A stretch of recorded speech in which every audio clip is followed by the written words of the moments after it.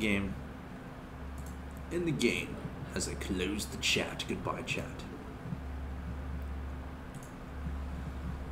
Alright. Ladies and gentlemen, boys and girls from around the world, welcome back to the DreamHack Open 2013. You're watching the Axeltoss stream. Hopefully you have been and are enjoying the Axeltoss stream. Hopefully you're enjoying DreamHack as a whole. I want to urge you guys to check out the other streams. Lots of awesome StarCraft 2 going on everywhere, all day long, 24/7. There's like 7 games going on at a time. It's amazing. But here we are.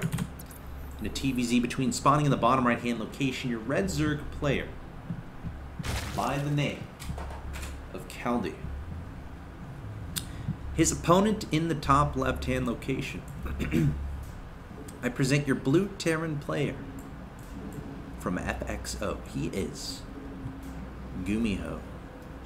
Gumiho, one of the powers of Korea. Honestly, as much success as he has had, I feel like he is one of the most underrated players. Because when you're thinking of like top players in the world, not many people are going to say Gumiho, I don't think. And that's arguably a mistake. That's arguably a mistake. Because he is like super good. I think he's won a couple GSTLs for FXL, if I remember correctly. Like, he literally all killed twice. Like, the GSTL is a team league, right? Where the best teams in Korea go against each other. And, you know, they play it out in the playoffs. And every top player is bashing each other left and right. And then you get to the finals. It's the best team against the best team. And Gumiho, like, all kills the other team. The other best team. No big deal. Gumiho's an amazing player. Kaldi, a little bit lesser known. But I think both these guys are 2-0 in the group. I'm gonna get that really quick, if you don't mind. Let me refresh. Yeah, they're both 2-0, 4-0. Neither of these gentlemen have dropped a map in this series so far. Neither have dropped a map. So that sets us up for a nice stage. So Star Station is a little bit interesting. It's a Reaper map. It absolutely is. Again, we've talked about it before. If y'all remember Naniwa versus the Terran he played, the Terran went Reapers, right? It's just so standard. You've got a hallway that's dedicated to Reapers right here in the back. Plenty of places you can jump inside the main, jump out of the main. There's not 2 layers of high ground or whatever. So you're definitely, you know, Reapers can be cost efficient. Now, 4 lanes on the map here from Kaldi already. So he knows the likelihood. He's not going gas. He's going to try to skip the gas here against the Reaper. And against Gumiho, let's see if it works out. 2 queens about to pop. Reaper coming forward. There's not, is there a second Reaper? No, there's no second Reaper. So just 1 Reaper here from Gumiho. Following it up with a Hellion opening. Got a reactor and a factory. Got some fancy drone micro here. I don't think anything's been lost yet. Nope. Nothing has yet been lost. Canceling the extractor and remining some minerals. Ling's trying to track down this Reaper. And the Reaper shouldn't be annoying for 2. I mean, he doesn't have speed, but I don't think he really needs it. With the queens, it's kind of enough. Now, if your opponent starts like scaling up the Reapers, like getting 2 or 3, that's when you start like really regretting not getting speed. But we see directly into a Hellion opening here from Gumiho. Nothing crazy economic. Right into 2 barracks straight after that factory. It's not like he's adding on a 3rd command center or anything like that. So he's going to apply some pressure throughout this mid game. He's going to start off with, I'd say, 4 to 6 Hellions along with this Reaper. Going to try to keep that creep from getting crazy. That's going to be his main goal, I feel. You don't want to let the Zerg creep get too crazy because then you have to worry about it later. You know, it's going to be easier for your Zerg opponent to see what you're doing. It's going to be easier for them to be mobile and go in between their bases and whatnot. So you've got to be really careful about that. Gas. 2 gas from Gumiho, fairly standard. Definitely going to bio. Probably going to add either 2 reactors or reactor and tech lab, depending on how marine heavy he wants to be. I'd say 2 reactors would be good. Also, you can get a tech lab too. Yeah, it's going to be 2 reactors. So really marine heavy. And it's going to what is he going to do with this? Another 2 Hellions? I feel like since he's waited so long, it's not... Okay, he's going to make 2 more Hellions. So he's going to have 4 Hellions in total and a Reaper. He's going to go up to 6 Hellions. He's going to keep an eye on this 3rd base. Meanwhile, Kaldi getting a Roachborn on the field. I want to see what he's identified with. Taking out the Reaper. He sees the natural, and he's seen the Hellion. So he's just getting some roaches out just to be safe. Wow, Hellion's trying to go straight into the natural. Going to try to sneak into the main, but right when roaches are about to pop, I don't know if this is going to work. No roaches here at the main. The roaches are all popping from the natural. These drones are going to be very vulnerable. Gumiho looking for those money shots onto the drones. But it's not going to happen. Okay. But look at this. Kaldi making 2 more roaches. I don't know if I agree with that. What's his plan here? He doesn't have 2 Evo chambers yet. I'm really worried about that. Because if he wants to go into Baneling, the Evo chambers needed to have been done right now. Because look, he has 230 gas. That could be used on 1-1 right now, on those links. But he's still making roaches. So he's going to go for a little bit of roach aggression. I mean, if you're making defensive roaches, I think it makes more sense to stay on like 4 or 5. But he's going up to 8. He's going up to 8 roaches. And he's making a Baneling. Okay, I think I know what this is. I think he's going for a Baneling all in. It hasn't started the lair. Saving up a lot of gas. The question is, can Gumiho scout this out? It's definitely going to be a Baneling roach all in. Let's see. Let's go to Gumiho's vision. I want to see exactly when he sees this. He might know already. No, I don't think he knows already. He'd have more bunkers. So he sees all those roaches. Once you see all those roaches, that should start setting bells. Let's see what he does here. So he sees the roaches with the Hellions. He's going back to his base. Let's see what he's doing. Going back to his base again. So he's not freaking out yet. He's not freaking out. He sees all those roaches. Maybe he thinks they're a reaction to his Hellions from earlier. No additional, but is he moving out? Add-on complete.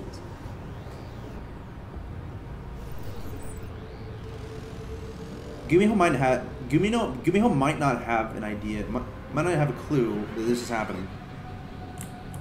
I'm gonna go to all to see where our friend is. Okay, the roaches are about to come. A lot of Overlord space being made. He's even hiding some units. Okay, let's keep an eye on what Gumiho's up to here. If he scans and doesn't see a layer, he's gonna know. See, now there's 2 Evo chambers going down. I am just...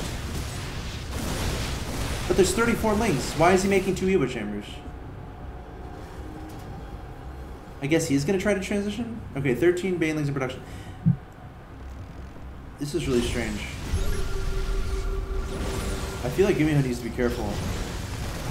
Because if the speedlings surround this, and then the Banelings come in, see, now he sees all of it. And this could be very bad for Gumiho, I'll be completely honest. The Banelings getting in the detonation, yes they can. He's out of there, and now Gumiho has to react. That's so many units. He has to react now. Okay, Widowmine going down, Widowmine going down. No layers, so no overseers, so no detection. Widowmines are going to be very good in this situation. Not adding on any bunkers. Is he underestimating this? Or is he just that confident that he's a badass, which might be true. We see Kaldi looking for Widowmines. Trying to target on the Banelings. Great target fire there from Gumiho. That's what he's really good at. This third might get denied. Oh, great Widowmine hit. What's going to stop these roaches? He didn't add any bunkers. I am, like, really confused. Bunch of Lings coming in here. I am so confused right now. Okay, there's a Widowmine. No layers. Not going to happen. No detection on these Widowmines. I don't know what Gumiho expected. Okay, well, there's a lot more Lings coming. If they run right over Widowmines, okay, he's going to see those Widowmines drop. Friendly fire going to watch out for those. A lot of Lings still coming up here. Gumiho's still holding strong. Oh, the Widowmines, no!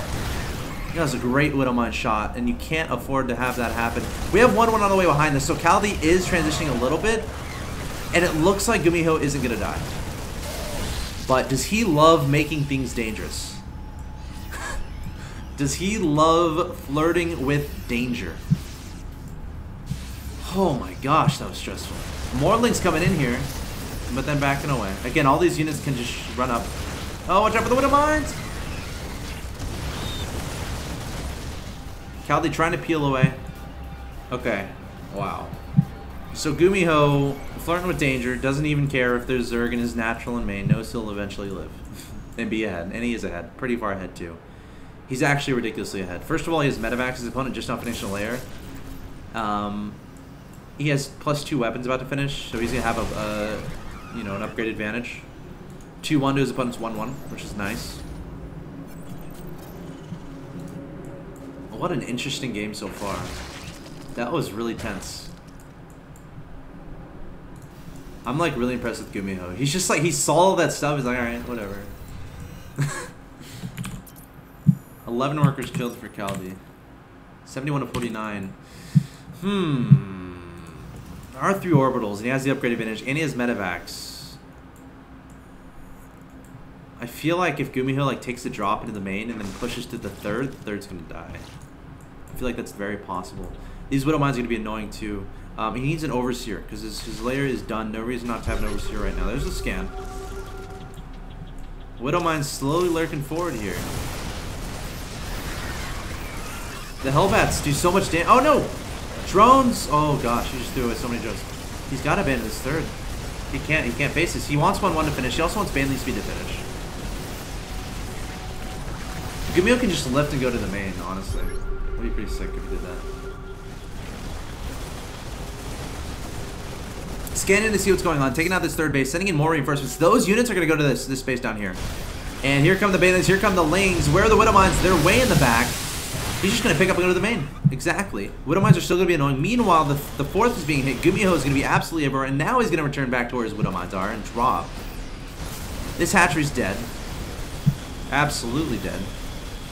And now, Kaldi's down to 2 bases. He's going to clean this up, but his economy is not where you want him to be. 143 to 105 is a supply advantage. Queen's getting picked off here and there. Drones in the wrong place at the wrong time.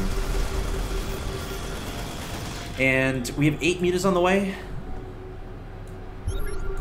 I don't know, guys. This looks very, like, he's still very cautious of Widow Mines. Playing very safe.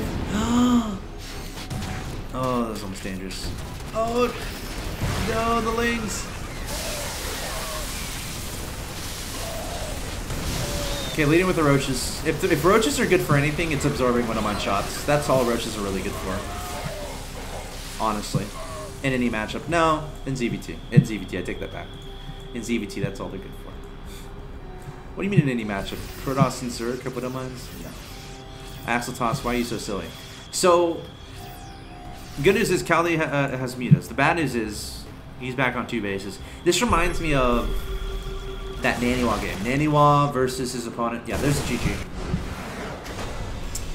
Gumiho takes the victory. Very interesting game. Very interesting game. I wish, that's one of those games I wish I could talk to Gumiho about. Be like, dude, why are you such a badass? Because he literally saw exactly what his opponent was doing, and he's like, alright, I'll make a Widow Mine or 2. I don't need any bunkers. No big deal. That was fun. That was a good game. That was a good game.